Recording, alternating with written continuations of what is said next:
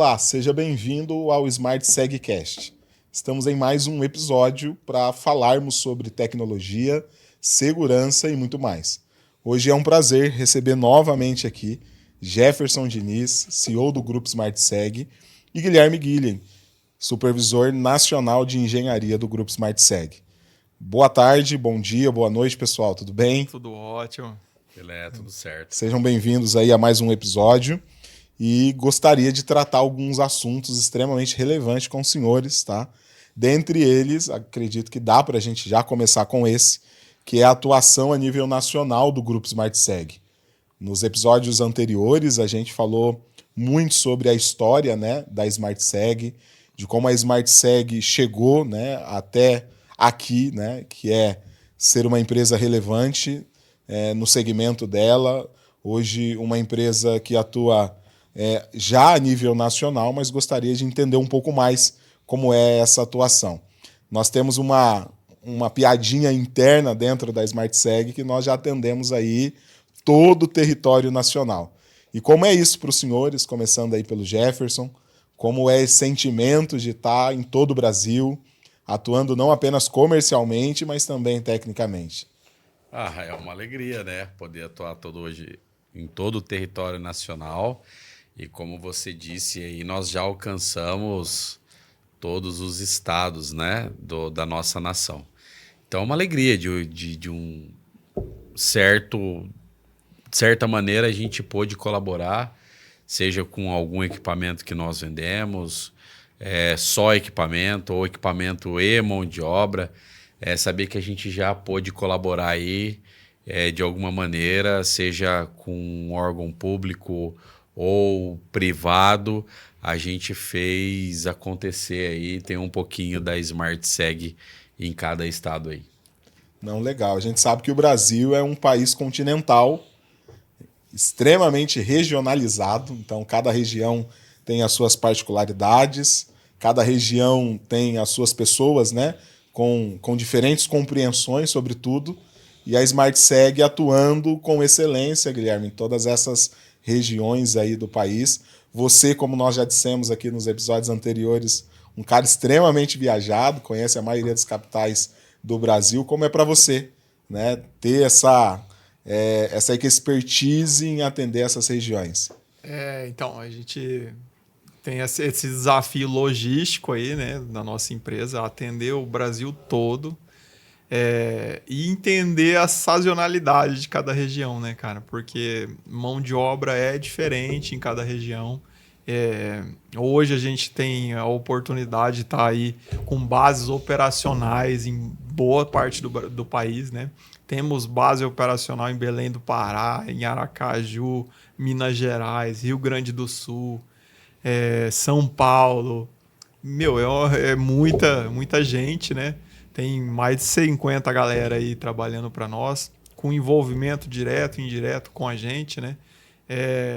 E isso é bacana, isso dá uma empolgação, é um tesão. Eu viajo bastante. Ano passado eu devo ter visitado uns 10 estados, né? Como se lembra aqui, de pelo menos uns 8. E tô sempre aí, cara, viajando, conhecendo pessoas, gestão de contratos nossos, né? Então, pô, isso é muito bacana. E a gente vê essa diferença cultural do país, né? No sul é uma coisa e no norte parece outro país, outra pegada. Cada um com seus desafios, logicamente, e eu acho que, como nós sabemos, né, o nosso slogan é soluções inteligentes de forma simples e eficaz, e resolução de problema, acho que está no nosso DNA, está na nossa cultura. Mas mais do que isso, Jefferson, como foi, principalmente para você, né, idealizador de muita coisa do que a gente está vivendo, mas como está sendo, na realidade, para você ter esse desafio aí de atender a nível Brasil. Guilherme já citou essas bases operacionais que nós temos, né, de equipes técnicas próprias da Smart Seg, mas também das nossas filiais, né? Sei que a gente tem uma filial no Centro-Oeste, uma no interior de São Paulo, para não atender apenas tecnicamente, mas também estar próximo comercialmente. Como você enxerga toda essa nossa capilaridade, digamos assim? Assim, quando a gente pensa em crescimento, né, Renan? A gente tem que expandir, né? A gente vê um mercado gigantesco. Nos episódios anteriores a gente até falou um pouco disso, dessa demanda nossa, do nosso mercado de lógica, de telecomunicações, esse déficit de infraestrutura que inclusive a gente vê lá fora, quando eu falo lá fora, Europa, se tem esse déficit lá, a gente como Brasil, uma pena, a gente sempre está alguns passos atrás. Então, eu enxergo isso de uma maneira muito positiva, né? De que há um mercado gigantesco a ser conquistado, né? Muito feliz pelo que nós já conquistamos e vejo que tem um mercado grande a ser conquistado ainda, a desbravar, essa é a verdade. Exatamente, a carência, né, do mercado. Então, poxa, e de antemão uma alegria. Quando você fala de desafio, né, é um desafio, mas não pegando essa palavra e colocando de uma maneira ruim. Muito pelo contrário. É bom, porque você já disse, está no nosso DNA resolver problema, e a vida nossa de sucesso é resolver problema. Então, o cara que está resolvendo o problema, ele está evoluindo, ele está fazendo algo que muitas vezes as pessoas correm, né? Então, a nossa evolução está diretamente ligado a isso, a resolver problemas, né? E a gente prega isso dentro da nossa empresa, de que os problemas a gente não pode ver de maneira negativa, mas sim de maneira positiva. A gente tem que gostar de problema, porque hoje muito se tem problemas, né? E pouco se tem pessoas querendo resolver. Então isso faz com que a Smart Seg hoje não tem esse limite para ir aonde ela for chamada, aonde as pessoas estão dispostas a pagar o preço, obviamente, mas para a gente estar lá e resolver isso. E quando se faz isso, como já foi falado também, de uma maneira que a gente gosta, ama o que faz, então isso acaba se tornando ainda mais fácil para nós. Prazeroso, né? Exatamente. Não. Mas é uma alegria. Hoje, saber que a gente atua em todos esses estados, uns estados de maneira mais efetiva, né? Como é o estado de São Paulo, a gente tem muita coisa lá. São Paulo também é um estado à parte, né? Mas Mato Grosso, região sul aqui também é nossa. Enfim, é uma alegria, sem sombra de dúvidas, é uma alegria. Não, legal. Falando assim do lado comercial, né? A gente sabe que o mercado ele evolui de uma forma muito rápida, né? O mercado de tecnologia, o nosso mercado, né? O mercado de tecnologia em segurança e tecnologia em cabeamento de rede. E nós, comercialmente, o Jefferson também faz parte um pouco disso, temos que estar tentando acompanhar essa evolução do mercado para sempre estar por dentro, né, das inovações, das novas tecnologias, dos novos produtos. E para vocês, Guilherme, tecnicamente, né, tá sempre se atualizando em treinamentos. E aí a gente tem essa parte da capilarização, né, de ter equipes espalhadas aí em regiões diferentes do país. Como fazer isso? Como treinar esse time? Como capacitar esse time e continuar capacitando esse time conforme, né, as tecnologias vão evoluindo, logicamente. O desafio aí é primeiro a gente entender, né, como o mercado está evoluindo, como a tecnologia está vindo, estudar aquilo e multiplicar esse conhecimento dentro da empresa, né? A gente tem um programa de capacitação junto aos fornecedores, né? Os fornecedores, eles têm essas certificações profissionais. Então, e essas certificações são exigidas, às vezes por normas ou às vezes por algum documento do contratante. Então, a gente tem esse processo de capacitação fornecedor, né? E a gente tem também um processo de capacitação interno da Smart Seg. Inclusive, eu mesmo, que dou boa parte desses treinamentos, desses cursos aí, pego um sábado de manhã ali com a galera, anuncio para a empresa, hoje a gente vai falar sobre infraestrutura. Aí tem todo um conteúdo para tratar sobre infraestrutura e a gente fala comercialmente, tecnicamente, quais são os pontos, os detalhes daquele assunto. Tem dia que a gente fala de cabeamento estruturado, tanto metálico como óptico, GPON, enfim, a gente tem todo um plano de treinamento aí, tá? Tanto internamente como junto ao fornecedor. A gente sabe também que assim, uma obra há necessidade de diferentes níveis, digamos assim, de profissionais. Né? Então eu sei que tem a parte da infraestrutura, até antes, né, da infraestrutura, muitas das vezes a gente tem a parte, nem diria de projeto, mas mais pensando da obra para dentro mesmo. Muitas das vezes a gente tem até uma parte ali de fundação, de corte asfáltico, né, de algo mais civil. Algo mais civil, e que às vezes está dentro do nosso escopo, e a gente tem essa parte da infraestrutura, passagem de cabeamento, tem uma parte mais fina, né?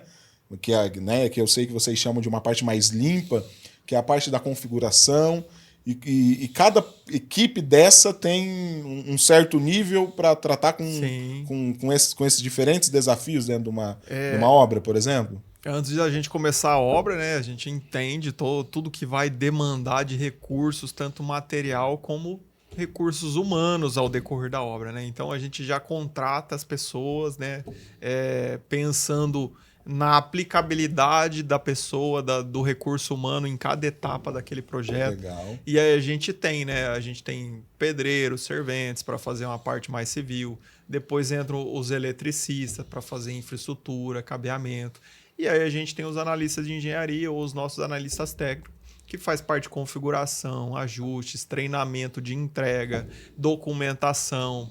Enfim, tem uma gama de profissionais com capacitações diferentes, com objetivos diferentes, né? Não digo diferente porque todo mundo tem o objetivo de entregar a obra no final, mas todo mundo tem um papel diferente, crucial ali para o decorrer da obra. Legal, a gente tem essa atuação muito forte no público, né? Acho que 70%, 80% aí, Jefferson, da nossa atuação é via mercado público, e a gente sabe que o mercado público exige muito mais que o privado, principalmente nessa relação de certificação. Né, isso muitas das vezes consta ali no edital, né? Como a SmartSeg tem se preparado e quais são os níveis de certificação que a SmartSeg tem, né? Pergunta para os dois aí, para atender, né, esses diferentes projetos públicos que a gente sabe que existe. Essa questão da qualificação é importante, foi muito importante para nós, vindo do público. Porque, como você acabou de falar, se exige bem mais do que o privado, né? Então, a gente veio se qualificando muito mais para atender os grandes projetos na área pública, né? Hoje já mudou bastante, né, Guilherme? A parte de privado se exige muito, inclusive algumas grandes engenharias hoje nos procuram, nos contratam, e aí a gente vê o quanto foi importante a nossa qualificação, porque aí se torna muito mais fácil, simples hoje, e não só mais fácil, mais simples, mas a empresa que está nos contratando, a certeza de que ela está fazendo a contratação correta. Porque eles vêm solicitar coisas para nós que a gente já está habituado a fazer dentro do mercado público. Eu preciso de ASO, de PCMSO, de NR35, NR10, NR18, enfim. E a gente já tem toda essa documentação, toda essa qualificação, né? E é importante falar também que às vezes tem pouca gente que sabe, mas a nossa atividade econômica, telecomunicações, né? Ela é regulamentada por um órgão, no caso o Conselho Regional de Engenharia e Agronomia, que é o CREA, que é onde os engenheiros se cadastram para ter a habilitação para poder atuar em território nacional. Então, essa atividade econômica nossa, ela é regulamentada, né? Fiscalizada pelo CREA. Então, é pouca gente que sabe. E aí isso se torna uma parte da qualificação. Pô, a empresa tem registro no CREA, teve obras já antes, né, de estar ali tentando executar uma nova obra. E aí isso é comprovado através de documentações do CREA. Hoje a gente tem a RT e o acervo técnico, né, que vem do CREA. Então, isso ajuda, né, a qualificar e balizar as empresas que querem executar o serviço. Não, bacana. Não, e concluindo, hoje a gente aprendeu, junto com essa questão do mercado público, junto ao CREA também, então hoje a gente consegue não só falar do que a gente fez, porque falar, qualquer um pode falar, eu fiz isso, eu fiz aquilo, mas se o órgão ou o cliente privado precisar dessa comprovação, através dos atestados de capacidade técnica, a gente consegue comprovar. Olha, você vai executar uma obra que tenha 1000 pontos de rede. Então, seja o órgão público ou privado, pode me exigir que eu tenha executado em um único só atestado 60% disso. Então, se a empresa atende, ela está dentro. Se ela não atende, ela já sai fora. Então, hoje a nossa qualificação técnica é muito, muito grande. É bem bacana a nossa qualificação aí. Não, legal. E assim, é através dessa qualificação que hoje a SmartSeg é uma integradora dos principais fabricantes, diria, do mundo, né? A gente sabe que tem as escalas, né? Distribuição, revenda, integrador. O que seria o integrador? Bom, vamos lá. Então, como você falou, então hoje eu tenho o fabricante, do fabricante vem para os distribuidores e dos distribuidores vem para as revendas, né, ou o integrador. No nosso caso, nós somos integradores, né? De um grande fabricante somos integradores e de outro a gente é parceiro de negócio. Qual que é a diferença, né, de um integrador e de uma revenda? Então, dentro da escala, falando-se da cidade. Na cidade de Londrina existem 3, 4 distribuidores do fabricante X. Ok. A revenda compra de qualquer um desses distribuidores. Eu, como integrador, posso comprar dos distribuidores, mas eu, como integrador, eu compro direto com a fábrica. Uhum. Então, isso me dá uma condição ainda mais diferenciada, um estreitamento menor com o meu fabricante. Então, essa é a diferença básica. Então, como hoje a gente atua muito em projetos de médio, grande porte, então a fábrica já está sabendo aonde eu estou atuando. E aí, sim, a gente já também, como integrador, como um nível acima aí, a gente já consegue atender algumas demandas que a revenda não atende. Então, a revenda ela compra lá uma câmera de um modelo mais básico. Você pega assim, o próprio distribuidor, ele já tem dentro do seu portfólio de produtos uma linha de entrada, uma linha intermediária e uma linha high-end. Mais, né? Alta ali. Isso. Então, essa linha high-end, dificilmente uma revenda vai ter acesso. Uhum. E para ela ter acesso, ela vai precisar da ajuda de um distribuidor. Vai precisar da cadeia. A gente não. A gente é nós e fábrica. Claro que um projeto ou outro a gente pode precisar da ajuda do fabricante, da engenharia do fabricante, ou porque a gente precisa de uma ajuda técnica, ou porque aquele produto está dando um problema no determinado produto e a gente consegue, de uma maneira, resolver e solucionar isso mais rápido.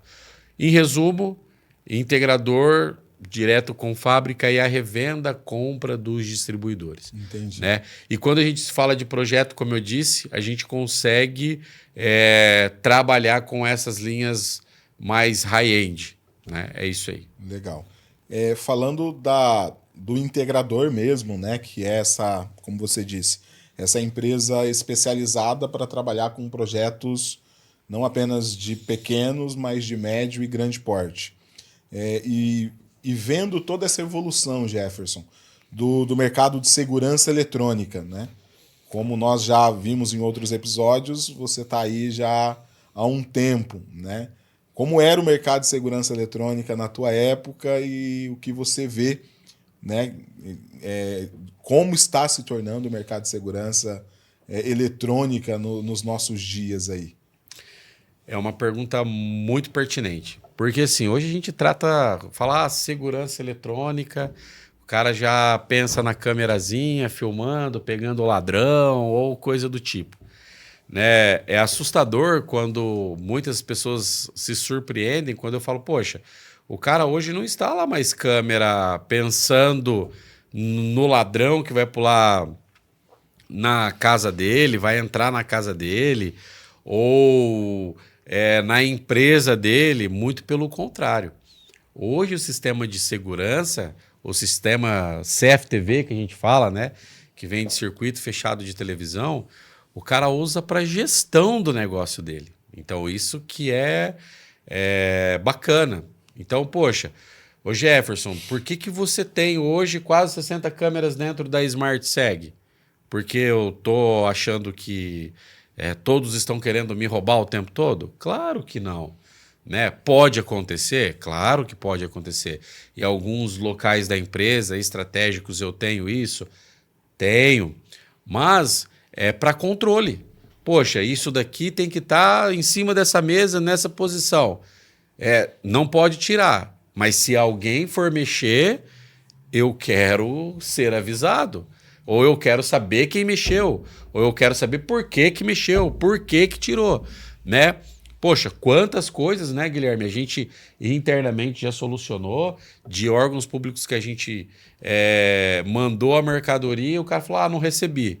E aí a gente pegar a imagem, ver, vendo todo o trajeto do nosso pessoal, embalando, lacrando e colocando dentro do caminhão. Ou seja, foi. E aí a gente manda esse vídeo para o órgão público e, de repente, de maneira mágica, os caras acham isso dentro do estoque deles. E se eu não tivesse essa imagem? Entende? Então, foi um problema de roubo interno meu? Não, não foi. Foi na malandragem. Pode ter sido a malandragem dos caras lá? Pode. Bem intencionado ou mal intencionado, depois procuraram melhor e acharam? Eu não sei qual que é a função do outro lado. Mas eu sei que eu estava preparado internamente. E é isso que a gente vê hoje dentro de um condomínio. Então, quando eu ia num condomínio, eu ficava louco porque o local que a galera queria mais colocar câmera, ou seja, um síndico, era dentro de uma lixeira. Dentro da lixeira do condomínio. Mas dentro da lixeira, cara, tem lixo. O que o cara quer? Lixo. Mas você entende que não é a segurança? Ele quer saber quem é que está descumprindo com a lei do condomínio.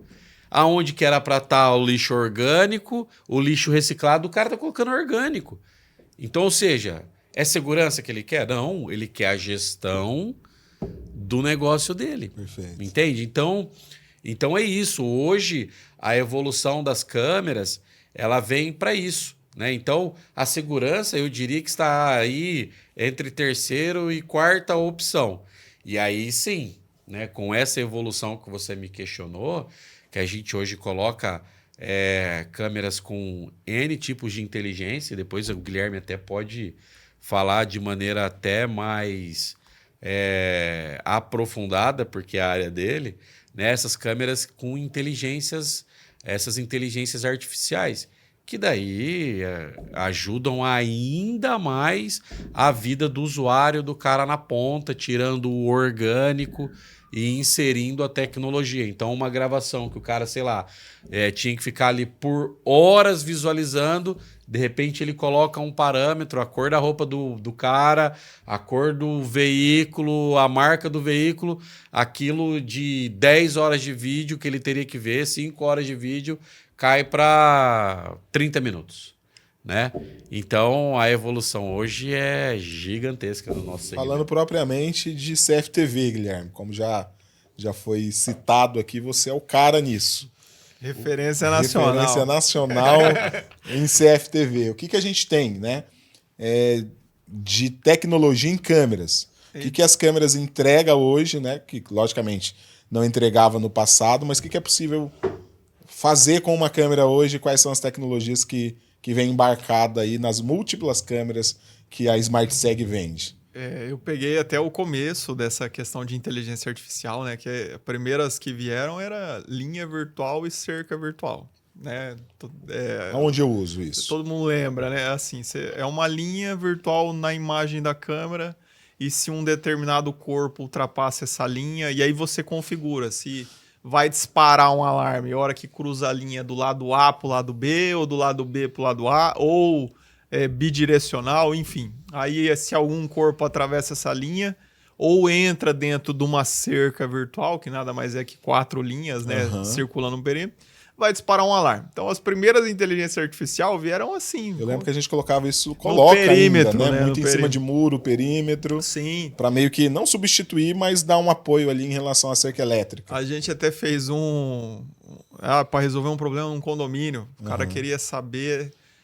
avisar o porteiro toda vez que abrisse o portão do estacionamento. Aí colocou uma linha virtual no portão, a hora que o portão abria, eu atravessava a linha e disparava na cara do porteiro. O pop-up abria a tela da câmera, enfim. Uma maneira simples, mas que resolveu o problema do cara. Então, a primeira inteligência era bem simplesinha. Aí veio câmera com contagem de pessoa, né? Que você coloca em cima da porta de um ambiente, que conta quantas pessoas entrou, quantas saíram. Isso é assim, falando da câmera de contagem de pessoas, se aplicaria aonde? Estabelecimentos? Estabelecimentos comerciais. Eu ouvi uma aplicação num teatro do Sesc, lá em Rio Grande do Sul. O pessoal queria controlar quantas pessoas entravam dentro do teatro. Controlar a superlotação. Exato, para ter dimensão do público que já está lá dentro, né? Então...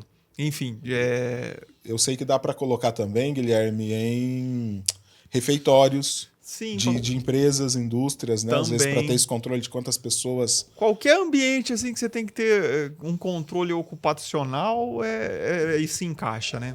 Aí... Inclusive no agro, né? No agro, verdade, de gado. Eu vi uma aplicação dessa, né? Colocou em cima de um trajeto onde o gado passava, aí contava quantos gado passavam nesse trajeto. Detalhe, aí criaram, através de uma linha virtual, quando o gado retorna, porque não é para ele retornar, é para ele ir só para frente, a linha virtual avisava quando um gado se recusava a avançar no trajeto. Aí o gado retornava, ativava um alarme no agro aí. Depois vieram câmeras com mapeamento térmico. Mapeamento térmico não, né? Mapa de calor. O mapa de calor é aquelas imagens que dá um relatório para saber... eu coloco num ambiente comercial para mim saber aonde houve mais movimentação. Esse é o mapa de calor. Aí tivemos as câmeras com espectro térmico, né? Que aí... da temperatura em tempo real do corpo humano. Isso popularizou muito na pandemia, né? E é assertivo? Ele tem... Assim, esse do aspecto corporal, qual é a porcentagem de assertividade? Então, aí tem dois casos, né? Só utilizando a câmera, ele tem uma baixa taxa de assertividade. Acho que dá um gap, uma diferença de 10%. Porém, tem um equipamento chamado calibrador, que você instala junto com a câmera e aí dá uma taxa de assertividade, que é até regulamentado pela OMS, Organização Mundial de Saúde, de 0,3 graus para mais ou para menos. E aí, esse parâmetro de desvio aí é o suficiente, na época da pandemia era, né, o suficiente, para determinar se a pessoa estava ou não com febre e possível contaminado com Covid, né? Entendi. E aí veio outras tecnologias, por exemplo, câmeras com reconhecimento facial, que aí você consegue até criar listas e rotinas dentro do seu sistema. Por exemplo, eu crio uma lista de suspeitos e eu preencho esse banco de dados de suspeitos com imagens de pessoas que cometeram alguma infração ou que estão sendo procurados por algum processo jurídico.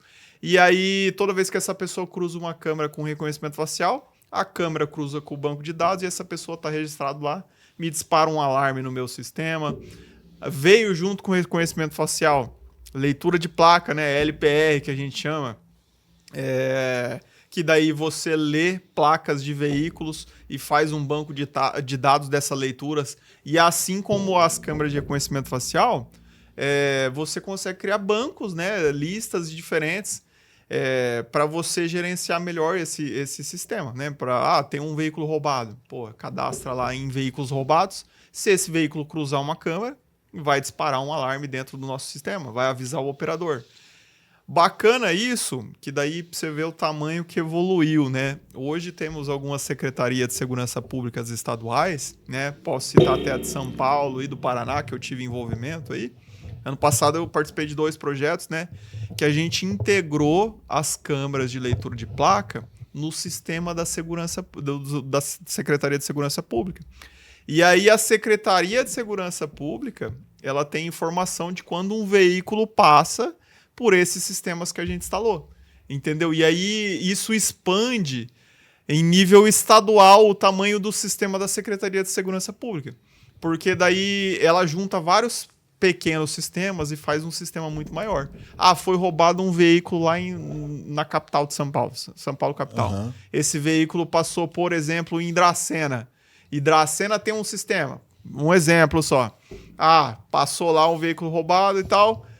A câmera de leitura de placa detectou esse veículo. A Secretaria de Segurança Pública lá da capital recebe essa informação que esse veículo roubado está trafegando na região de Dracena. Legal. Entendeu? E pode avisar as autoridades locais. Tem um veículo roubado, placa tal. Enfim, aqui no Paraná, mesma situação. Integramos um sistema no Paraná também. E eu creio que isso só vai aumentar.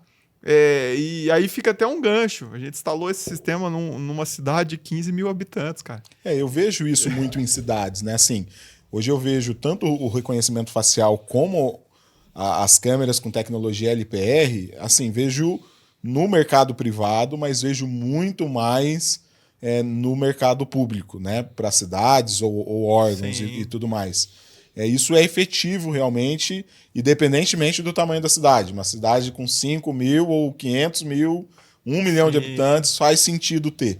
Exato. E a gente, após a instalação do sistema, é só elogios. Por parte das forças policiais, né? Porque normalmente há um vínculo aí, né? Prefeitura, batalhão da Polícia Militar. É só elogio, só resolve problema dos caras. A câmera de leitura de placa instala em todas as saídas da cidade. Quando o cara vai roubar um veículo, o que ele vai fazer com o veículo? Vai tentar sair da cidade. O cara não vai ficar transitando dentro da cidade. E aí tem uma câmera lendo a placa do cara. Vai saber para que direção que esse cara foi. E aí o trabalho da força policial é muito mais efetivo. Não fica rodando à toa na cidade, já sabe para onde o cara foi. Muitas vezes pega o cara, resolve o problema, devolve o veículo. Se Deus quiser, devolve o veículo para o proprietário. Né? Aí, posteriormente, tivemos aí uma coisa mais bacana aí, parece até coisa de filme, mas é a busca forense, hoje chamado como análise inteligente, né? Que você faz uma busca nas gravações por características da pessoa. A pessoa está com a camiseta verde, só acha a gravação com pessoas de camiseta verde que passou por aquela câmera, né? Ou além, eu disse, tô dentro de uma empresa de laboratórios, laboratório farmacêutico, por exemplo. Dentro desse ambiente, não pode ter pessoas sem jaleco. E que cor que é o jaleco? É branco. Então aí eu programo essa câmera para me disparar um alarme. Entrou uma pessoa com uma roupa diferente de branca, me dispara um alarme. E o operador vai lá. Por quê? Vai contaminar os produtos farmacêuticos. Né? Então, de forma micro, né, a gente tem aí dentro de uma indústria, como também dentro de uma cidade. Para pessoas suspeitas de roubo, a pessoa está de camiseta vermelha. E aí é mais efetivo na busca da gravação só de pessoas com camiseta vermelha. Não, legal. Assim, essa evolução do mercado de câmeras, como até o Jefferson comentou aí, hoje faz muito sentido, né? Tanto para a gestão quanto para a segurança. Mas quando a gente fala de segurança eletrônica, a gente sabe que não é apenas câmera, né? É um mundo que vai muito além. O que eu tenho dentro hoje, Guilherme, Jefferson, desse segmento segurança eletrônica? Controle de acesso, o que eu tenho que faz parte aí desse segmento chamado segurança eletrônica? Quer que eu fale? Pode falar. Vai lá. Empolgado. É porque quando a gente fala de segurança eletrônica, CFTV é o que mais movimenta no mercado, né? Pô, todo mundo quer ter câmera, um monte de residência tem, comércio tem, indústria tem. Mas aí a gente tem um segundo, cara, um segundo escopo, né? Que é o controle de acesso. Perfeito. E o controle de acesso via autenticação tem aumentado muito essa demanda. Porque a gente começou lá com controle de acesso via tag, né? Aí era um cartãozinho ou um chaveirinho que você passava na leitora e a leitora abria a porta. Aí depois viemos para biometria. Vamos dar um saltinho aí. A gente veio para biometria. Aí a pessoa ia lá, botava o dedão no leitor biométrico e abria a porta. Hoje a gente já está em reconhecimento facial. Pô, a pessoa bota a cara lá, não toca em nada. E isso também veio com a pandemia, né? Porque houve a necessidade de... Qual é a assertividade, Guilherme? Acho que é importante esse dado, né? O pessoal saber, Sim. por exemplo, hoje qual é a assertividade de um rosto facial? De o cara tá lendo, né? Isso. É 90% a taxa de semelhança. É claro que isso é configurável, né? Mas por questão de segurança, até um padrão de instalação nosso, a gente mantém 90%. 90% Guilherme, de semelhança. foto antiga. Fui lá, cadastrei a foto, só que o sistema já está operando faz 5 anos, 6 anos. Logicamente que talvez, né, o meu rosto não é o mesmo. Tô com barba, ou passei com óculos, boné, enfim. É confiável? O sistema me reconhece mesmo assim? É claro que depende muito dessa transformação, né? Se você virou uma drag Kimber, não tem como, né? Mas Nem é o sistema óbvio que vai, reduzir a taxa de assertividade. Porém, o pessoal acha que é uma comparação de foto por foto, mas não é só isso. É comparação de profundidade, né? Por exemplo, a ponta do seu nariz tem uma profundidade maior com o rosto. Então, o infravermelho que o equipamento vai emitir vai detectar as profundidades.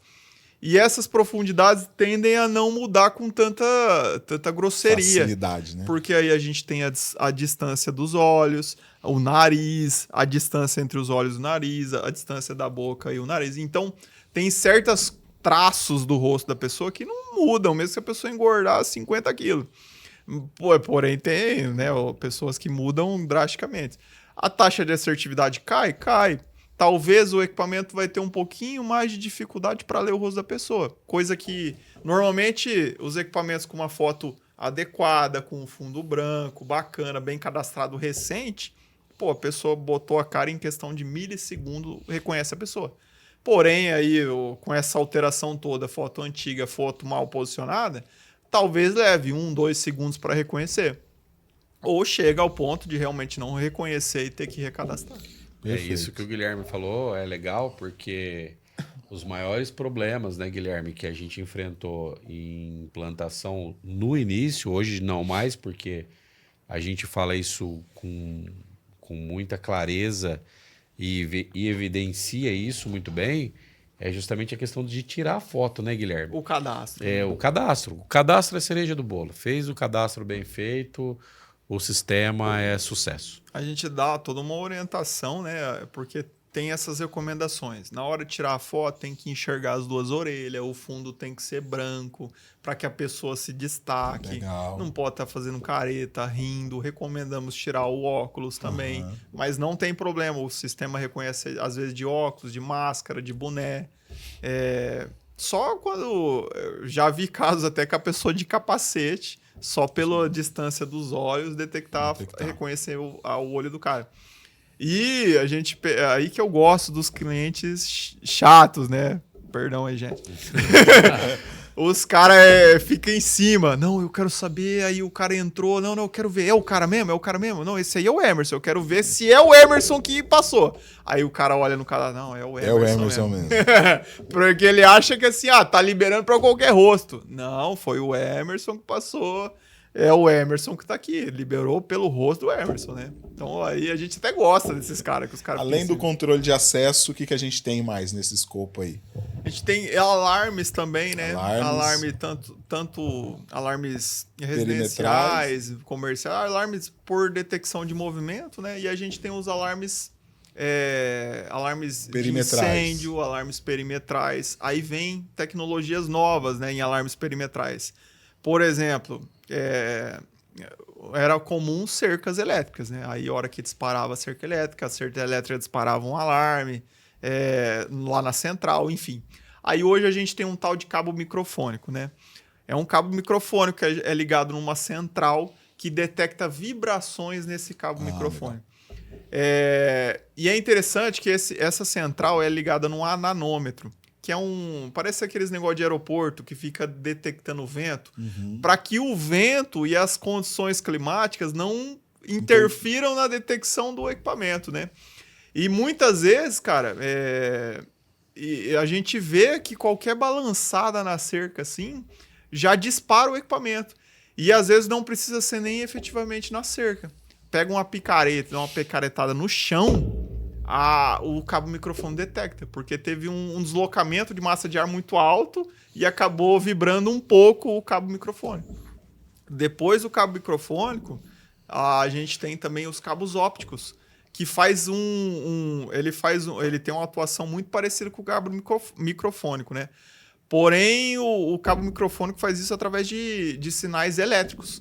E já a fibra óptica, né, o cabo óptico, ele faz através de variações na curvatura da luz. Porque a hora que o cabo se movimenta, o sensor da central detecta que essa luz teve uma variação de trajetória, né? E aí ele detecta uma vibração, um arrombamento, ou um corte, né, que é mais fácil ainda para ele detectar.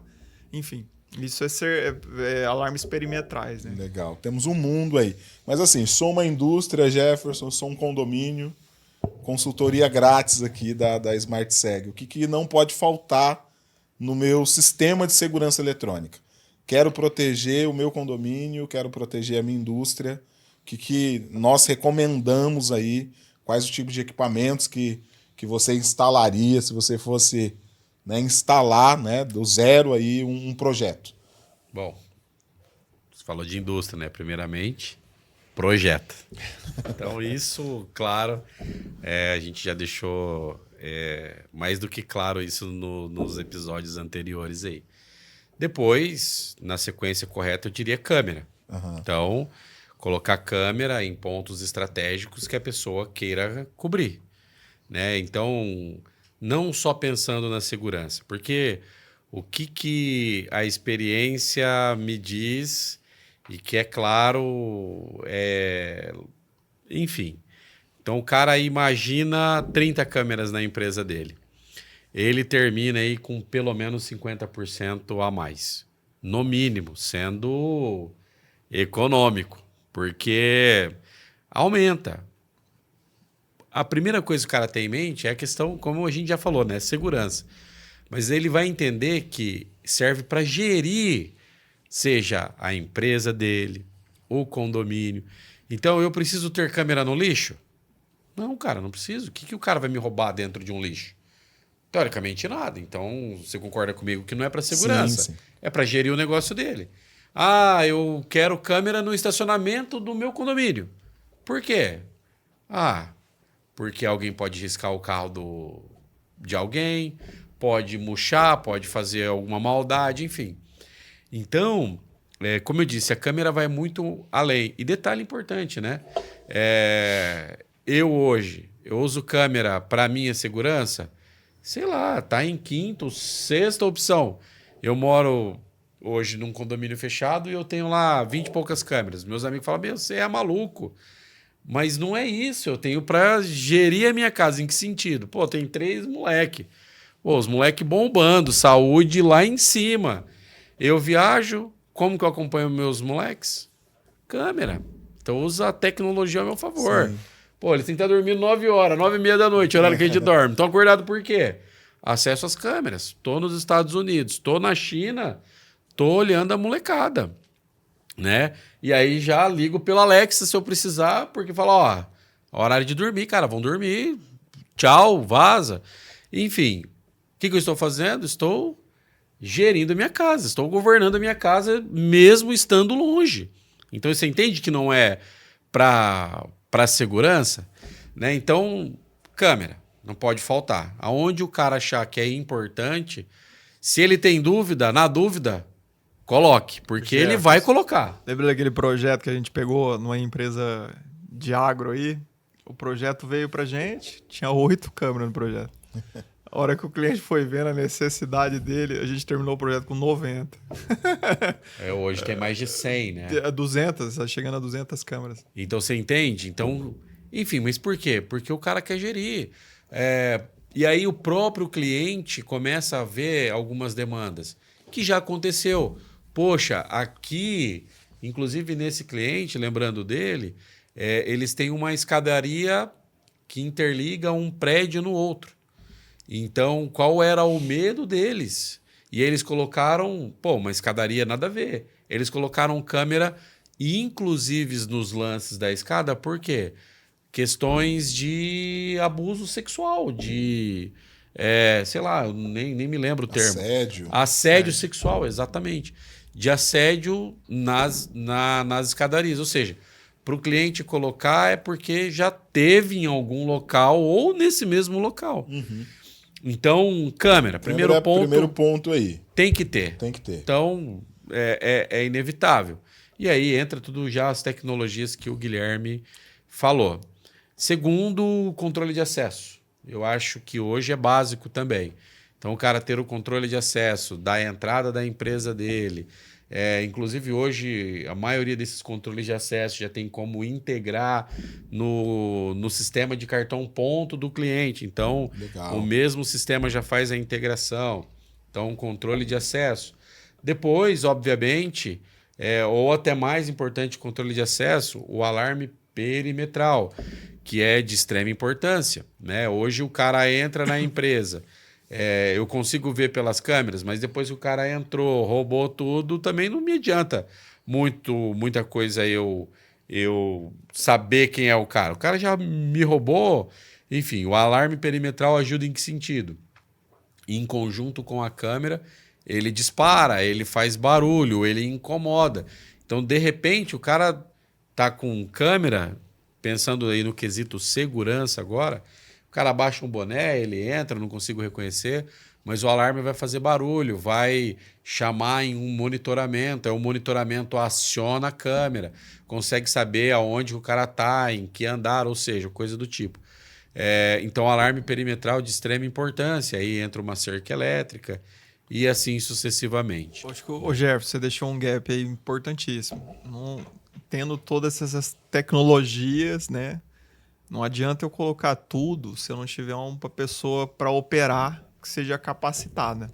Eu até iria fazer essa pergunta mesmo, Guilherme. Assim, aproveitando até essa levantada de bola. Primeiro, a gente está falando de várias tecnologias.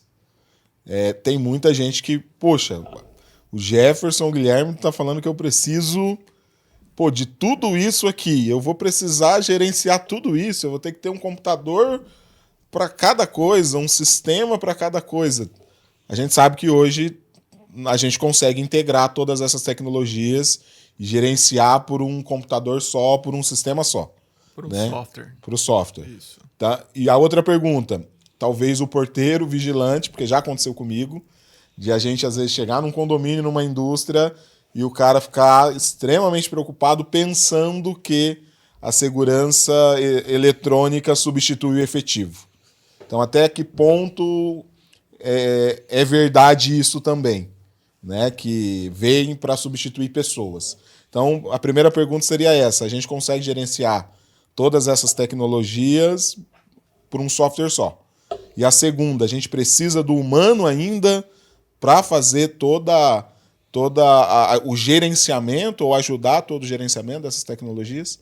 E isso é importante ressaltar, porque a gente tem esse monte de tecnologia. Imagina a cabeça do cara, eu vou ter um sistema para câmera, vou ter um sistema para controle de acesso. Não. Hoje a gente consegue colocar tudo no mesmo lugar. Uhum. Um software que gerencia tudo isso, né? que integra, inclusive, tudo isso, que eu acho o que é mais bacana dele. Porque uma pessoa está colocando a face na minha controladora facial e já está tentando entrar faz umas 5 vezes.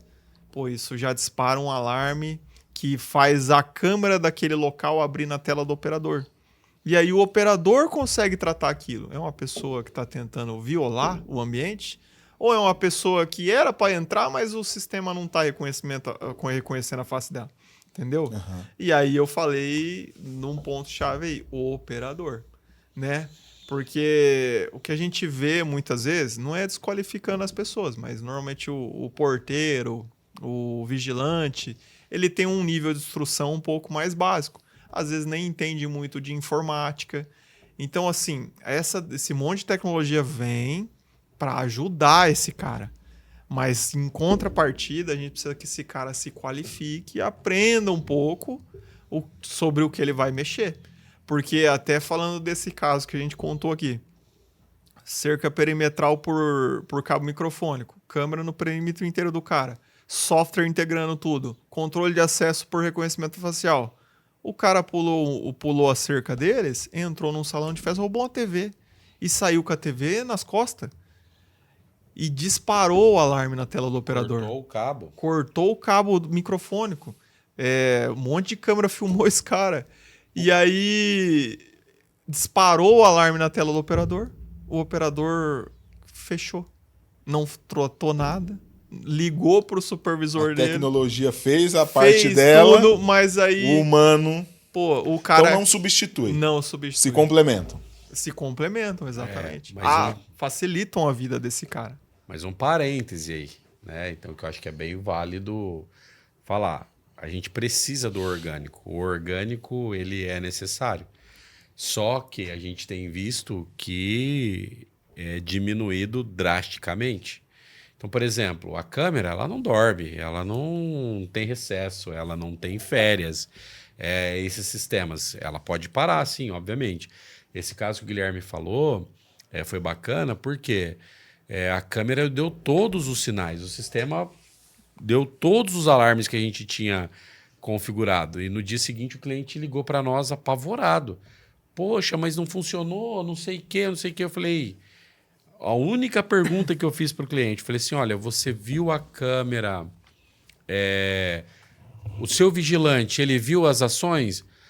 Ele viu que as câmeras desligaram. Tá, mas... Você viu a câmera de dentro da portaria? Não, eu não vi. Eu falei, então veja e me liga na sequência. Então demorou alguns minutos, o cara me ligou, Jefferson, tudo tranquilo, já resolvemos o problema. E depois, na hora eu não quis perguntar, porque o cliente, obviamente, pilhado com tudo aquilo lá, mas depois eu fui entender, fui perguntar, ou seja... O meu queridão que tinha que estar atento, fazendo o serviço dele, olhando as telas, o cara estava dormindo. Ele viu depois as imagens, aí ligou para o supervisor, mas já tinha acontecido tudo. Em resumo, o cara estava dormindo. E a empresa teve prejuízo? Teve. Foi roubado televisão, foi roubado notebook. Né? Enfim, prejuízo. Mas... a empresa que era terceirizada, a empresa de orgânica, teve que arcar com todo o prejuízo da empresa, porque foi comprovado que o cara estava ali, era para ele estar atento às câmeras, ele estava dormindo. Entendi. Entende? Então, o orgânico é necessário. E nesse mesmo local, né, já se falando deles, eles têm lá 1, 2, 3 e uma quarta portaria. Ou seja, se eles não tivessem um sistema assim... inteligente, eles teriam que ter, no mínimo, um orgânico por portaria para cuidar de tudo isso. E quantos ele tem? Eles têm um cuidando de 4 portarias. Por quê? Claro que não é um fluxo gigantesco, tem isso também. Uhum. Mas então eles têm lá o portão da balança, eles têm lá o portão do refeitório, da entrada do refeitório deles, tem o outro portão de entrada de caminhões. Ou seja, o que eles têm? Um interfone, uma comunicação IP, uma câmera pegando. E detalhe, tudo isso ele abre e fecha de uma portaria central. Então o sistema ainda dá essa facilidade. que ele consegue abrir todos os portões, né, de maneira remota através de um protocolo TCP/IP. Então, ele clica lá no software, abre portão, se comunica com a pessoa, ou seja, o sistema se paga, né? Vocês até falaram de um condomínio que a gente instalou. Faz quanto tempo o primeiro condomínio que a gente cercou tudo com linha... É o Parque. Eu não podia falar o nome. 5 anos, né? Então, mas... Faz uns 5 anos. Ou seja, há 5 anos atrás a gente já falava da tecnologia de cercamento de linha virtual. E eu me lembro que eles foram até ousados, porque eles tinham um orgânico, mas esse orgânico 24 horas, que automaticamente se torna 2, e um terceiro, porque tem a folga também, né? Folga para cobrir férias. Ou seja, 3 caras. Eles foram ousados, porque eles viram o sistema funcionando lá por 5, 6 meses. Poxa, cara, é bacana isso. Então, se o cara aproximar, é que vai dar o alarme. Então, eles tiraram esses 3, ou seja, até hoje, eles tinham 6 meses de sistema instalado, já faz uns 4, 5 que foi instalado, sei lá. Ou seja, só com a economia desses 3 orgânicos que eles tiraram, porque daí eles já tinham um na portaria, falou, se acontecer alguma coisa, esse cara aqui tem que ver e tem que tratar, porque vai estourar na tela do cara. Entende? Então ele vai ter que tratar isso. Ou seja, o sistema se pagou. Porque eles tiraram esses caras. É como eu disse, eu até achei ousado. E detalhe, por que eles tiraram? Porque na época que nós implantamos o sistema e estava em teste, era a época da Copa do Mundo. Acho que foi aqui no Brasil, 2014. Então faz mais de 5 anos. E aí um dos síndicos, inclusive, né, amigo, falou, Jefferson, o que você acha de eu ter o monitoramento lá em cima, pagar os orgânicos como a gente já paga? Eu falei, bicho, pede para o seu supervisor fazer o serviço dele. Ele falou, como assim? Eu falei, você tem câmera lá, dá uma olhada nas suas câmeras para ver se a tua galera está fazendo como deveria fazer. E aí, alguns dias depois, ele me ligou, Jefferson, tomei a decisão. Eu falei, mas por quê? Ele falou, cara, eu vi as imagens. O cara faz tudo menos olhar as minhas câmeras. Por quê? Porque é o orgânico mal treinado, não estava fazendo o serviço dele como ele deveria fazer. Não, né? Então, substituiu o eletrônico. Então, substitui 100%? Respondendo a tua pergunta, não. Mas eu consigo reduzir, sim, né? De uma maneira drástica. Então, o sistema, nesse sentido, assim como o projeto, ele se paga. Então, se você for colocar na ponta do lápis, ele se paga fácil, né? Então, e você ganha uma ferramenta gigantesca para a sua gestão do teu negócio, para a sua segurança e por aí vai. Então, existem vários benefícios aí. Não, legal. Para interligar tudo isso, há necessidade de uma infraestrutura, de um cabeamento, né? Eu sei que uma das nossas especialidades é o cabeamento estruturado.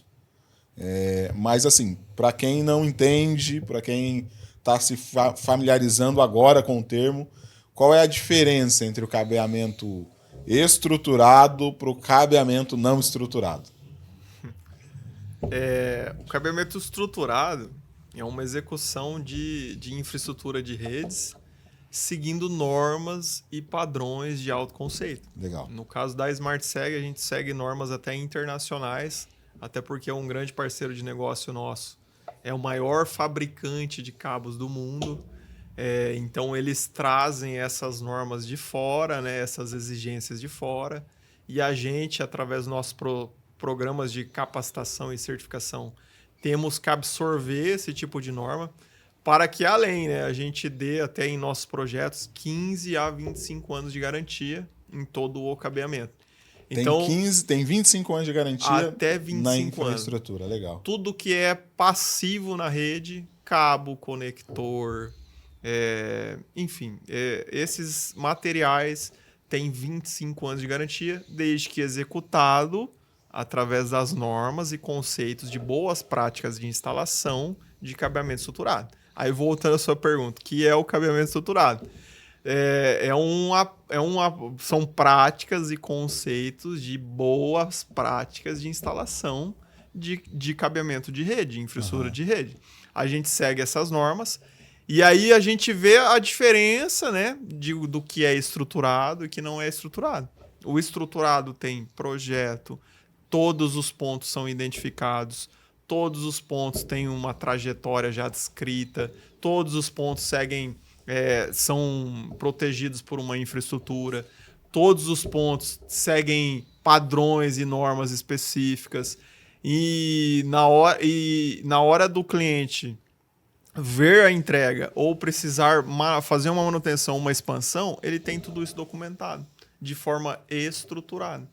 Então, quando o cara ele opta por fazer esse tipo de projeto através do cabeamento estruturado, tudo começa, como a gente falou, num projeto, né? Uhum. E ali ele já tem tudo padronizado, aonde vai cada ponto, como vai ser identificado cada ponto, quanto vai custar isso tudo. E assim, não só pensando como eu poderia dizer, não apenas pensando em conceito, né?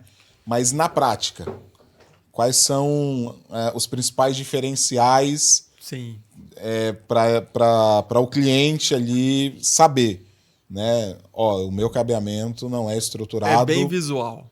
Por causa disso. É bem visual. Isso que eu ia falar. A gente abre o rack, por exemplo, todos os cabos do cabeamento estruturado, eles estão destrançados, não tá aquele emaranhado, tudo trançado, amarrado.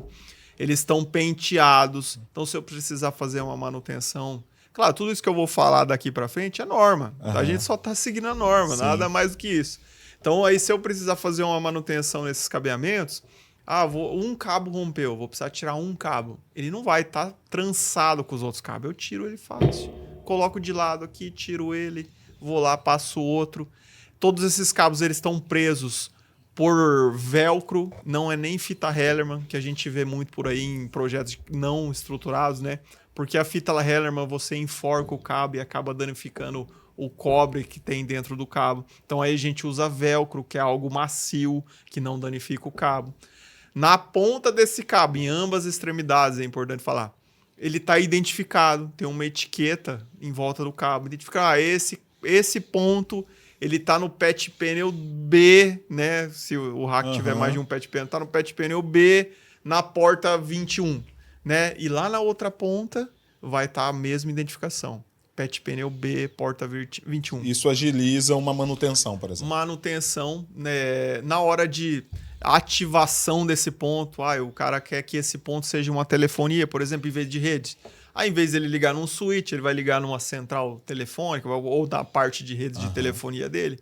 Enfim, é fácil para ele operacionalizar, fazer manutenção, expandir o sistema dele. Temos essa parte de identificação, temos a organização do rack. Um parênteses aí na identificação que o Guilherme falou, é bacana, porque o pessoal fala, identificação, até a etiqueta do cabo, ela é uma etiqueta diferenciada. Profissional. Esses dias teve uma equipe nossa que é um erro interno nosso, mandou uma etiqueta errada, que era para superfície lisa, não era para cabo, e os caras ligaram para... O Jeff tá soltando todas as etiquetas. Eu falei, me manda uma foto da etiqueta. Quando eu fui ver, não era flexível, era a laminada. Então, ou seja, estava soltando por quê? Porque não era a etiqueta correta. Então, só esse parênteses aí. Então, até a identificação... Tem um padrão. Tem um padrão, exatamente. A organização do rack também, isso é outra coisa aí que a gente fala. No rack tem switch, patch panel, equipamentos. Como isso é distribuído, tem na norma. Por quê? Os switches eles sempre vão em cima e os patch panel embaixo. Porque atrás do patch panel, os cabos... imagina que isso aqui é o patch panel, os cabos saem assim, né? E aí, quando eu coloco o switch embaixo do patch panel, esse switch ele emite CO2 e às vezes dopado com algum resquício de metal. Isso se torna ácido. E aí o ar quente sobe, pega nos cabos e danifica o cabo. Então, os switches tem que ir em cima dos patch panel. A gente vê muita... Tem um local para o switch. Tem um local para isso. A distribuição dos equipamentos dentro do rack é tudo padronizado, tudo normativo, inclusive. Então, é muito visual, né, tudo isso. A gente vê o visual do cabo, o visual da identificação, o visual da organização de como está o rack. Guilherme, quem nos ouve, nos assiste, já entendeu se tem ou não cabeamento estruturado no condomínio dele, na empresa dele. Isso, ou na olha cidade pro seu dele. hack aí e fala Mas pra assim, mim. quais são sinais práticos que eu vejo ou que a minha rede me dá que eu falo para mim mesmo, poxa, tá na hora de partir para o estruturado. A qualidade de como fica a rede é muito diferente. Todos os pontos, eles... E aí entra o detalhe, né? No final de tudo isso, a gente certifica todos os pontos. Então, a gente passa um equipamento robusto, que chama certificadora, né? É um equipamento caríssimo. Aí, no Brasil, aí, a gente acha 90, 100 mil reais esse equipamento. E a gente passa todos os pontos certificando. Isso, no final, gera um relatório atestando que esse ponto foi executado da maneira correta, os 2 conectores deles estão da maneira correta, a pureza do cobre está nos padrões normativos, enfim. E aí, se a documentação e visualmente não tá bom, a hora que o cara vai ligar o computador dele no ponto ali, pô, ele vê que Tá lento, não tá lento, né? É tudo muito bem rápido, muito bem fácil dele notar essa diferença. A qualidade do serviço fica melhor para ele. Entendi. Reformulando até a minha pergunta para vocês entenderem. Quais são os sinais que a rede não estruturada dá que chegou a hora de trocar? Falou, ó, até aqui deu, até aqui suportei, tá na hora de partir para um cabeamento estruturado, Jefferson. Então, Renan, vou te contar isso daí que a gente conta para os nossos clientes em parábolas, em historinhas. É você imaginar uma estrada. Então, quando a gente fala de infraestrutura do cabeamento estruturado, é você imaginar uma estrada, né? Você ter... Então, você imagina assim, a gente falou de câmera ou de computador, então você tem um equipamento que atinge 100 km por hora, que atinge 1.000 km por hora, que atinge 10 mil km por hora. Então, a historinha é a seguinte, eu tenho uma Ferrari. Pô, essa Ferrari ela tem capacidade de atingir 250, 300 km por hora, certo? Numa Castelo Branco, ela tem condições de dar os 300 km por hora? Castelo Branco é uma das rodovias principais, né, do nosso país aqui, saindo do Paraná, indo para São Paulo, a gente passa por ela. Uma Ferrari na Castelo Branco, você conseguiria dar os 300 km na Ferrari? Uhum. Sim. E se a gente pegasse uma vicinalzinha, pensa na vicinalzinha, sei lá, uma rua ruim da sua, indo para sua casa, de um bairro, ou com muita curva, ou com buraco, ou com asfalto saindo. Esse mesmo carro, você teria condições de dar essa velocidade? Então, a infraestrutura, o cabeamento estruturado, é isso. É você ter a certeza de que na ponta, ou que você tem um equipamento que atinge essa velocidade de 300, de 1.000 quilômetros por hora, e você tendo o cabeamento estruturado, é a certeza de que esse seu equipamento vai conseguir atingir a velocidade a qual ele foi feito, a qual ele foi produzido para atingir. Então, é a entrega, é a certeza dessa entrega. Entende? Então, o cabeamento estruturado, essa infraestrutura que a gente prega muito dentro, né? Isso sempre foi também algo muito nosso da SmartSeg, é sempre esse exemplo que eu dou, e mais do que isso. Então, de repente, quando eu tenho um cabeamento estruturado, não importa a câmera que eu vou pôr. Se é uma câmera que custa R$300 ou se é uma câmera que custa 30 mil. Então, de repente, eu tenho um cabeamento bem feito. O meu cliente olha para mim e fala assim, essa câmera não gostei, eu preciso de uma câmera melhor aqui, como já aconteceu várias vezes. E aí, o que a gente faz? Com 5 minutos, 10 minutos, eu subo numa escada, troco a câmera, coloco a câmera mais potente, tá tudo resolvido. Agora, se eu não tenho esse cabeamento bem feito, essa infraestrutura bem feita, aí é o que a gente vê por aí. Você tem um bom equipamento, o cara se preocupa com o equipamento que está na ponta, mas ele não se preocupa com a infraestrutura, com a pavimentação dele. Então, é um conjunto, né? Então, eu preciso ter essa boa pavimentação, eu preciso ter essa estrada bem construída para que na ponta seja um PC gamer, seja Entende? O servidor robusto de uma indústria. Né? Exatamente. Porque de alguma maneira vai ter esse gargalo. Então, quando a gente fala, o Guilherme falou tudo isso, quando a gente vai para um certificador, então, de repente, um ponto ele pega uma atenuação. O que é essa atenuação? Às vezes o cara esmagou o cabo que não poderia esmagar. Ele dobrou um cabo de uma maneira que ele não poderia dobrar. Isso é o suficiente para que a transmissão de dados seja afetada. Então, ali onde que era para passar 1.000, está passando 70, 80, e aí o certificador pega isso. Então, a certificação é a prova de que o cabeamento está na sua plenitude. Né? E o importante de falar dessa certificação, ainda hoje eu recebi uma ligação de um conhecido, ele falou assim, Jefferson, vou fazer um serviço aqui para uma empresa que me contrataram e eu comprei um certificador. Eu falei, nossa, cara, que bacana, parabéns. Quanto você pagou? Eu falei, nossa, e foi muito caro o certificador? Ele falou, cara, foi uns 300, 350 reais. Eu falei, irmão, você vai me desculpar, mas isso não é um certificador, isso é um testador de cabo. Não tem nada a ver, cara, mas como assim? Não sei quem me mandou a foto. Eu falei, não. Eu tenho um equipamento hoje aqui com todos os módulos para certificar, porque os cabos metálicos têm as categorias, blindado, não blindado, categoria 5E, categoria 6, 6A, 7, por aí vai. As fibras, monomodo, multimodo. Então, hoje um equipamento desse, com todos esses módulos, para certificar todos os cabos metálicos e ópticos, sei lá, mais de 100 pau. Tranquilamente, mais de 100 mil reais. Fora que todo ano a gente tem que mandar calibrar esse equipamento e custa aí coisa de 6, 7 mil reais para a gente, entre taxa, mandar o equipamento, pegar de volta, enfim. Então você vê que é algo extremamente sério. Só que os benefícios são gigantescos.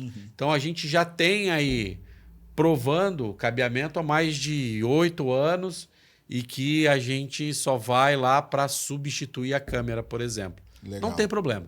Assim, tô querendo contratar o cabeamento estruturado. Recebo as propostas. O que eu devo prestar atenção ali, falando de cabeamento estruturado? Receber a proposta de vários concorrentes. Como você falou, categoria muda de cabo para cabo, muda os valores. Sim. De marca para marca, metragem. Né? Às vezes numa proposta vem X metro, na outra proposta 2X metros. O que eu devo prestar atenção na hora de analisar uma proposta de cabeamento estruturado? Pode falar. Então, primeiro de tudo é analisar a compatibilidade das categorias, né? Como o Jess falou, tem várias categorias de cabo aí. E no cabeamento estruturado, tudo tem que ser da mesma categoria, né? A gente tem o CAT5E, o CAT6, CAT6A, CAT8, enfim. Tudo tem que bater. Falando só de cabo metálico. Isso. Aí o cabo tem que ser a categoria X, o conector tem que ser a categoria X, o patch panel, então tudo tem que bater as categorias para começo de conversa. Um parênteses aí, Guilherme, você pode até explicar também. Por exemplo, além da categoria, eu tenho o fabricante que a gente já tem, que a gente é parceiro. Então, por exemplo, o mesmo fabricante ele tem um cabo que ele faz uma linha de combate para o cara instalar em pequenas instalações, dentro da sua casa, enfim. E a questão da flamabilidade do cabo, da capa, né? Sim, então, acho que isso é importante falar. Tem a questão... Aí, além disso, né? Aí, analisou, todas as categorias batem. A segmentação ali do cabo. A gente vai para a qualidade, né? As informações qualificativas do cabo. Legal. Né? Porque daí a gente tem cabo de flamabilidade CM, que é uma flamabilidade mais comum. A CMX, que é recomendado para pequenas instalações.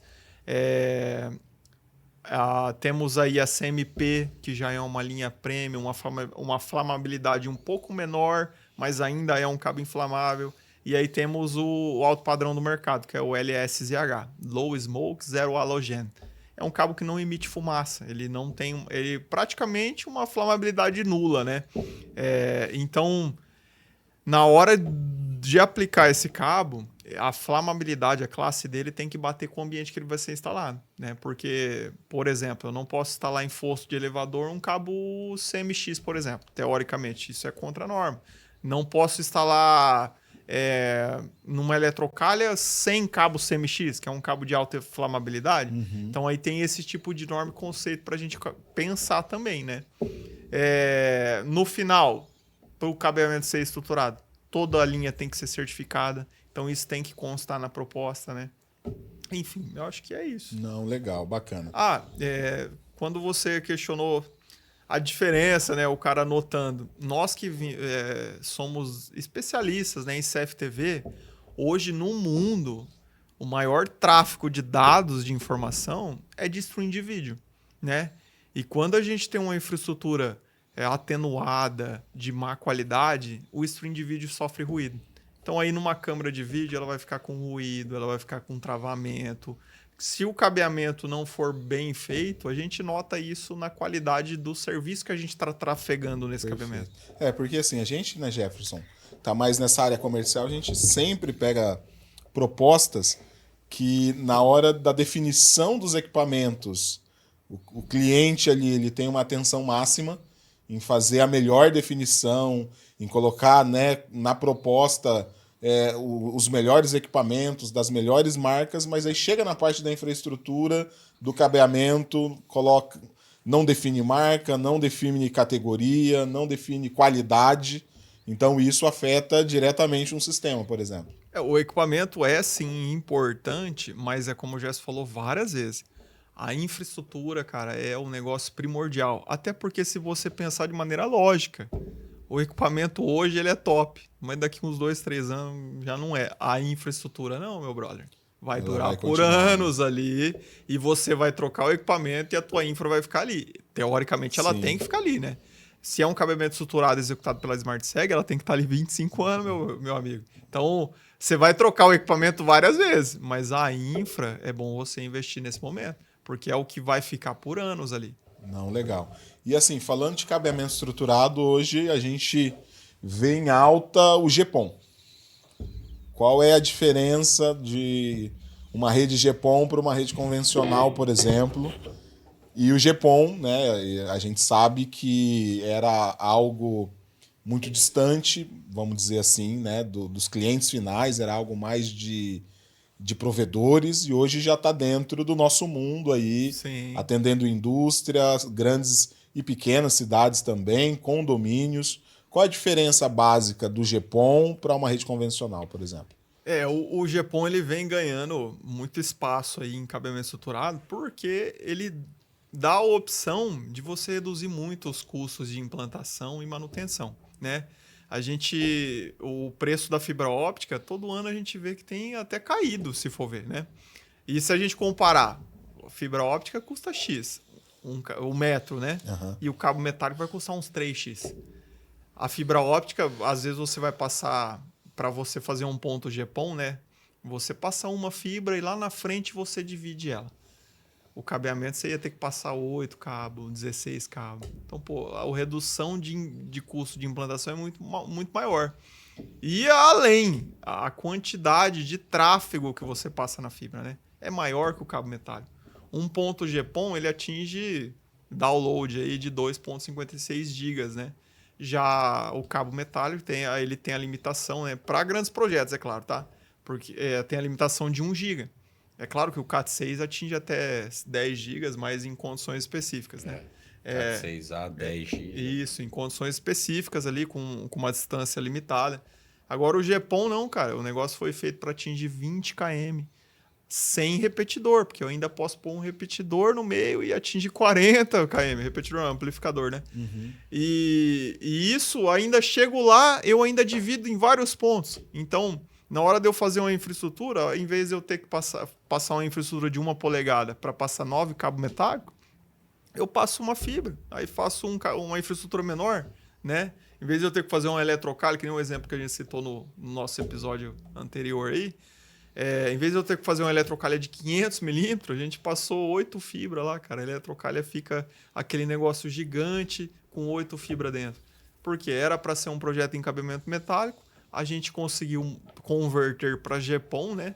E isso baratear muito o custo. Aí eu não falei muito bem o que é a tecnologia GPON, né?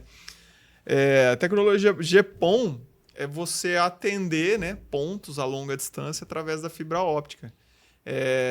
Para quem conhece um pouquinho de topologia de rede, existe o ponto a ponto, né, com a fibra óptica, que você liga 2 pontos, e aí o GPON, que é um ponto multipontos. Eu, com uma fibra, eu vou e multiplico esses pontos através de um equipamento chamado splitter. Vou lá e divido essa fibra em 8, 16, e aí atendo 8, 16 mesas de usuário, né? Lembrando, o splitter é algo passivo. Ele converte a luz de forma física ali, sem a necessidade de ligar ele na rede elétrica. Então, o que eu teria que fazer com um cabo metálico é colocar um switch. Ia precisar de um ponto elétrico. Esse switch ia me consumir energia. E aí no GPON não, é tudo de forma passiva. Então, além do meu custo de implantação ser reduzido, o meu custo operacional dessa rede também é reduzido. Porque eu não tenho que instalar switches para atender pontos metálicos. É tudo feito de forma passiva através dos splitters e a fibra óptica, né? A gente tem até o case citado, né? O nosso case teve uma redução de custo de energia elétrica de R$8.000 mensais. Mensal, isso. Mensal. Porque ele ia precisar lá de 50 switches. 50 switches ligados 24 horas por dia. A gente fez os cálculos lá, dava um pouco mais de R$8.000 por mês. E a conta de energia elétrica só vem aumentando. Sim. Então, hoje já deve estar em 10 mil já essa conta, se for ver. Guilherme, até aproveitando, né, que a gente está nesse tema de GPON, eu sei da importância da VPN para uma cidade. E até gostaria de fazer esse link com as Smart Cities, que são projetos que a SmartSeg tem desenvolvido para pequenas, médias e grandes cidades em todo o Brasil. Qual é a importância de uma cidade ter atenção a essa rede VPN e o que é, né, essa rede VPN? Sim. Então, eu acho muito bacana a gente falar sobre isso, principalmente para prefeituras, né? Porque a VPN, Virtual Private Network, é a interligação de pontos distantes como se estivesse dentro de uma rede local. Legal. Isso dentro da rede de um provedor, né? O provedor ele vai configurar VLANs dentro da rede deles para interconectar pontos distantes como se estivessem conectando em redes locais. Isso aí surgiu dentro dos provedores para interligar matrizes com filiais, né? Às vezes dentro de uma cidade, ou o provedor atende em cidades diferentes, que essa empresa tem matriz e filial nessas duas cidades, e aí o provedor cria uma VPN dentro da rede dele para conectar como se estivesse em rede local essas duas localidades da empresa. E aí, a aplicabilidade disso dentro de uma cidade, através nas Smart Cities, né, que a gente está vendo aí, o pessoal consegue interligar os pontos de monitoramento com a central de monitoramento através da VPN. Isso é muito, muito bom para a prefeitura, porque ela não tem que investir em fazer uma rede própria. Ela usa a rede do provedor, que o provedor normalmente já tem fibrado a cidade inteira. Então, a prefeitura ela não tem que fazer a instalação dessa fibra, fazer projeto de compartilhamento de poste com a concessionária de energia para usar o poste da concessionária. Ela contrata o provedor e o provedor que já provavelmente atende pontos, localidades próximas dos pontos de monitoramento, o provedor vai lá, instala uma fibra, uma extensão da rede dele, interconecta com a central de monitoramento, cria uma VPN entre esses pontos, e a qualidade que fica esse serviço é como se estivesse dentro de uma rede local. É uma qualidade de imagem perfeita, fluida, em tempo real, né? Então, vou além. O provedor ele não tem dor de cabeça com manutenção. Não precisa montar uma equipe para fazer manutenção da rede dele, porque é a rede do provedor. O provedor, no contrato dele, vai ter um SLA, ou seja, ele tem um nível de qualidade de serviço que ele tem que entregar. Vai ter a SLA de atendimento técnico, né? Se a rede cair, o provedor tem um time para atender, enfim. Isso traz assim, uma qualidade de serviço e uma segurança para a rede de monitoramento em Smart Cities muito alta. Então, é muito assertivo as prefeituras que têm planejamento de projeto de monitoramento já pensar fazer uma VPN, porque a qualidade fica muito maior. Você falando até sobre as prefeituras que têm, né, esse desejo de fazer os vídeo monitoramentos das tuas cidades e tudo mais. Jefferson, hoje a gente tem percebido que é uma dor de todas as cidades, né? Segurança, a parte de trânsito, entradas e saídas, fluxos, cruzamentos, acidentes, enfim. Até voltando no link ali sobre segurança eletrônica. Qual a importância de segurança eletrônica para uma cidade e a partir de quantos habitantes, ou não tem isso, que uma cidade já deve começar a pensar num sistema robusto de tecnologia, inteligência em segurança eletrônica? Renan, é assim, não tem. Falar uma cidade de 3 mil habitantes já é importante. Na verdade, o que a gente tem visto na prática é que é uma ferramenta gigantesca para a cidade, em todos os sentidos. Então, a gente implantou numa cidade de São Paulo já mais de 70, 80 escolas. Então, essas escolas tinham muito problema, pequeno furto. O cara entra lá dentro, o cara rouba a merenda das escolas, ele sobe no poste, ele corta o fio do poste, aí no dia seguinte a escola não tem aula porque cortou o fio para roubar, sei lá, 5 metros de cabo, né? Então, não tem. Então, desde pequeno município ao grande município, a importância gigantesca. E tudo isso que a gente está conversando, eu vejo como ferramenta. Uma ferramenta potente para combater desde o pequeno furto a coisas maiores, que a gente já citou aqui. A um homicídio, como a gente já viu que já foi solucionado, porque o cara viram a cor do carro, pela cor do carro, detectaram a placa do carro, porque o cara passou naquela região, detectaram a placa do carro, pela placa do carro identificaram que era um carro locado, e aí esse carro locado foi retirado em tal lugar, e aí em tal lugar, nesse lugar tinha a câmera e conseguiram identificar o cara. Ou seja, uma coisa vai linkando com a outra. Então, você viu que eu te dei um exemplo horrível e um mais tranquilo. Ou seja, hoje é uma ferramenta, essa parte de segurança, seja a câmera que pega a face, a câmera que pega a placa do carro, a cor do carro, são ferramentas que ajudam as nossas polícias, seja militar, civil, a resolver os problemas das suas cidades. Então, eu ainda perguntei uns 15 dias atrás, falei, vocês, como é que foi essa questão de colocar câmera nas escolas? Vocês resolveram o problema de vocês? Ele falou assim, Jefferson, o rapaz da Guarda Municipal falou, Jefferson, a gente não teve mais problema. Para falar que a gente não teve um caso que o cara entrou e roubou uma torneira. Enfim, então, resolveu o problema. Porque a câmera, ela age de maneira preventiva. E aí é claro que é o que a gente falou. Os caras usaram toda essa ferramenta, todo esse aparato a favor deles. Então, eles fizeram as ações da prefeitura, as propagandas de que estavam colocando câmera e não sei o quê. Olha, agora a gente está cuidando de você, cidadão. Claro, os caras fizeram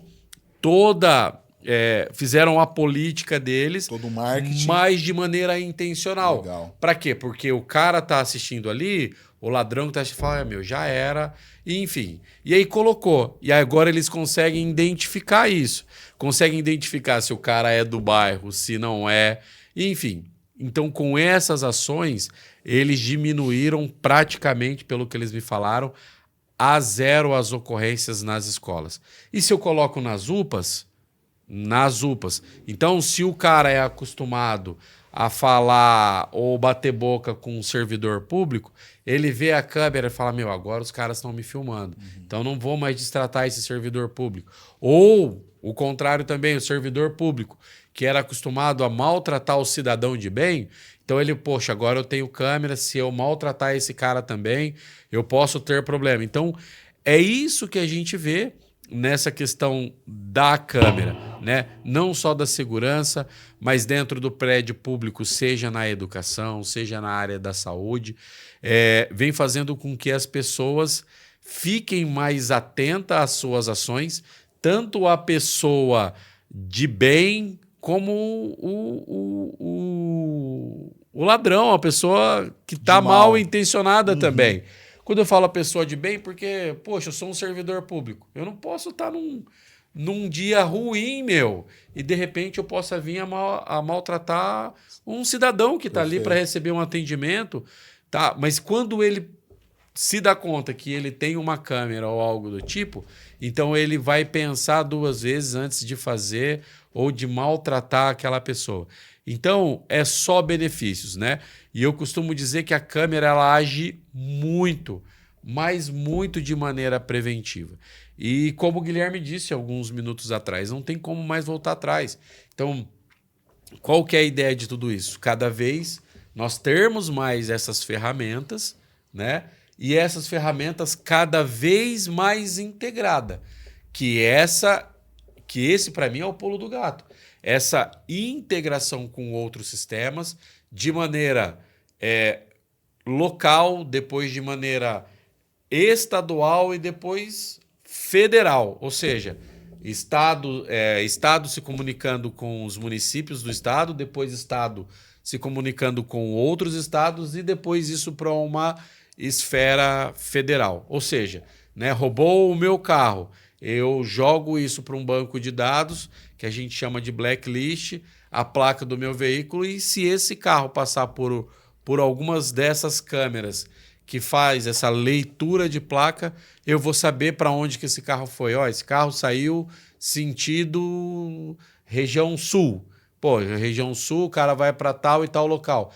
Então eu consigo rastrear de maneira inteligente, mapear tudo isso daí e, obviamente, de maneira preventiva, porque quando eu coloco isso, é claro para nós de que o cara não quer ter trabalho, o ladrão ele não quer ter trabalho. Então, se ele vê a minha empresa, a minha indústria, a escola que tem a câmera, que tem o recurso de segurança e aqui não tem, ele vai entrar na que não tem. Perfeito. Ele não quer ter problema, então ele vai entrar na que não tem. Entende? E aqui tem, ele corre risco além dele serviço, ser pego e ter problemas aí para ele. Então é assim que funciona. Não, legal. Porque assim, a gente tem percebido que a SmartSeg tem atuado com projetos robustos, né? Não apenas em grandes cidades, né? Nós temos percebido aí que nesses últimos anos as pequenas cidades também têm investido em segurança de maneira muito assertiva até. E até puxando também esse link, Guilherme, está disponível no nosso canal, no SmartSeg TV, o vídeo do mais recente case que nós tivemos dentro dessa ideia de Smart City, que é a Prefeitura de Dracena, né? Gostaria que você, para a gente finalizar aí esse nosso episódio, desse um briefing aí, um resumo de como foi, né, estar envolvido nesse projeto, o que contém nesse projeto do município de Dracena e quais são as tecnologias que hoje estão à disposição aí da população dracenense.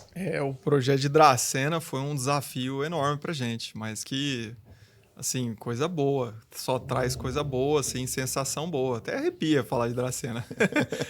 Porque a gente recebeu um apoio enorme do pessoal da prefeitura. O pessoal veio com uma ideia muito boa, cabeças boas lá dentro, pessoas de bom coração, bem orientado, com a ideia de fazer o certo. Legal. Né? Então, a gente acabou de falar de VPN. Eles interligaram todos os pontos. Eu acho que são 110 pontos interligados via VPN. E entre esses pontos, a gente tem pontos de monitoramento urbano, todos os semáforos da cidade têm câmeras com reconhecimento de placas, todas as saídas da cidade têm câmeras com reconhecimento de placa, leitura de placa. A gente atendeu todas as escolas, postos de saúde, prédios da administração municipal, como, por exemplo, a Secretaria da Fazenda, Secretaria da Administração, Secretaria de Segurança, enfim. Lá teve mais de 800 câmeras, foi 846 câmeras, se eu não me engano, exato. E dentro dessas câmeras a gente teve reconhecimento facial, leitura de placa, câmera de CFTV veicular. Então a gente pegou, não são todos os ônibus, né, da prefeitura, a gente pegou 20. Quais ônibus são? Ônibus escolares. Escolares. Né, pega o aluno que mora em zona rural. Importante, né? Enfim, importantíssimo. E o funcionamento ficou bacaníssimo. A prefeitura consegue acompanhar em tempo real o que está acontecendo dentro do ônibus, aonde esse ônibus está, qual que é a velocidade desse ônibus, e até traçar um trajeto para onde esse cara passou, enfim. Principalmente nesses últimos infelizes acontecimentos que a gente teve no Brasil, né? Sim. Proteger as nossas crianças, eu acho que é um dever aí de toda a cidade. Exato. E, assim, a gente entregou o sistema faz alguns meses. O que o pessoal da operação diz que já resolveu de problema, isso é gratificante. É furto, é homicídio, é agressão, é assédio, um monte de problema que eles já resolveram. E aí você para pensar na fala do Jefferson. É um sistema preventivo. Imagina o tanto de problema que eles deixaram de ter. Isso, os índices abaixam drasticamente. Exatamente. Né? Os índices dos problemas caíram assim imensamente. A gente não tem nenhum dado oficial, né? Então eu não vou me comprometer a falar nenhum número aqui, mas a hora que sair, a gente faz questão de divulgar num próximo episódio aí, enfim. Mas Dracena, cara, foi um projeto desafiador e de grande prazer para a SmartSeg. Temos outro aí, não sei se eu posso até falar também. Pode, à vontade. Cidade vizinha nossa, cara. Sertanópolis. Prefeitura de Sertanópolis, né? Lá o pessoal também vieram com a ideia de fazer o certo, um sistema robusto, com VPN interligando todos os pontos, câmeras com reconhecimento facial, câmeras de leitura de placa. A cidade tem 6 saídas, né? E as 6 saídas estão cobertas com câmera de leitura de placa. Então, veículo que for roubado ali dentro, meu amigo, não adianta tentar correr por fora da cidade, não. E comprova o que a gente está falando, né? Sertanópolis tem 15 mil habitantes. 15 mil habitantes, cara. Olha o investimento que esse pessoal fez em câmera de alto desempenho, com as tecnologias mais tops do mercado, mais recentes, high-tech do mercado, com um software de gerenciamento para tudo isso daí. A gente instalou tudo isso no batalhão da Polícia Militar. Então, é a Polícia Militar tomando conta do negócio. Qualquer incidente que acontecer já está ali na frente da pessoa que está preparada para resolver o problema. Então, volto a dizer, 15 mil habitantes. Então, você que é prefeito da sua cidade, não tem um sistema robusto como esse, vamos fazer, entre em contato com a gente, vamos pensar em algo, a gente chega num meio termo aí. Legal, bacana. Pessoal, agradeço a participação de vocês em mais um episódio. Penso que foi muito relevante os assuntos que nós abordamos aqui e espero contar com vocês o mais breve possível, tá bom? Para você que acompanhou esse episódio, se tem mais alguma dúvida, entre em contato conosco pelos nossos canais de atendimento ou pelas nossas redes sociais. O podcast SmartSegcast fica por aqui, estamos à tua disposição para qualquer dúvida. Obrigado para você que nos acompanhou até aqui. Até uma próxima.